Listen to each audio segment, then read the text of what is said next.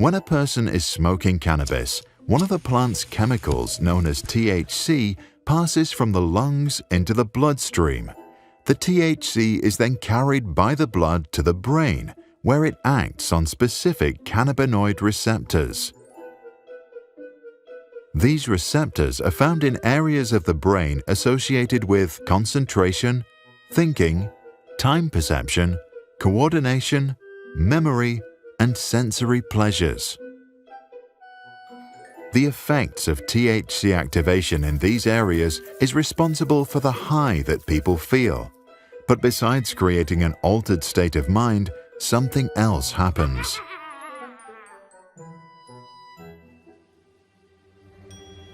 In the United States, according to a 2018 survey, 1 in 8 adolescents aged 12 to 17 consumed marijuana in the past year. In 12th grade, about 1 in 16 do so daily. So what's the problem? Even super smart people smoke, right? Let's look at the effect of cannabis on a teenager's brain. The brain's response to counter the effects of THC impairs its attention, its ability to remember, and its potential for learning. These effects can last up to several days.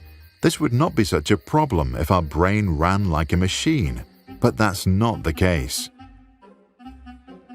The brain is a living organism, maybe the most precious one there is. In teenagers, that organism is still immature. It takes about 25 years for the human brain to be fully developed. This is why when teenagers and adults argue, they often come to different conclusions. There is a biological reason for that. Adults have a fully developed prefrontal cortex, the part of the brain that is responsible for judgment and an awareness of long-term consequences.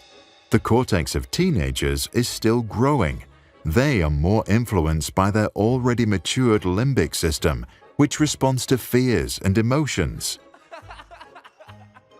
If the developing brain is exposed to a lot of THC, the part responsible for controlling emotions may never reach its full potential. This can have long-term consequences and effects on one's measurable intelligence, learning, and judgment.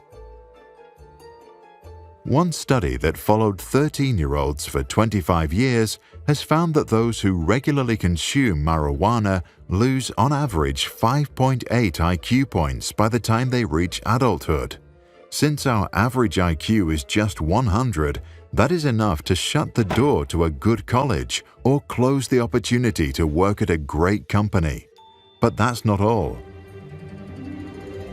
There is also evidence that some teenagers that use cannabis are at higher risk of developing depression or even a psychosis. A psychosis changes the way the brain processes information and causes you to lose touch with reality. You can see and hear things that aren't real and may completely lose your mind. In short, the high of cannabis comes with a multitude of side effects. Some might be fun. Some might be healing, and some are potentially horrible. We don't always know. If you want to live life with the ultimate learning machine inside your head, you might want to wait until your mind is fully developed before trying weed. What are your thoughts? Did you ever try cannabis as a teenager? And if so, do you think it did damage to your mind or not? Please share your experiences in the comments below.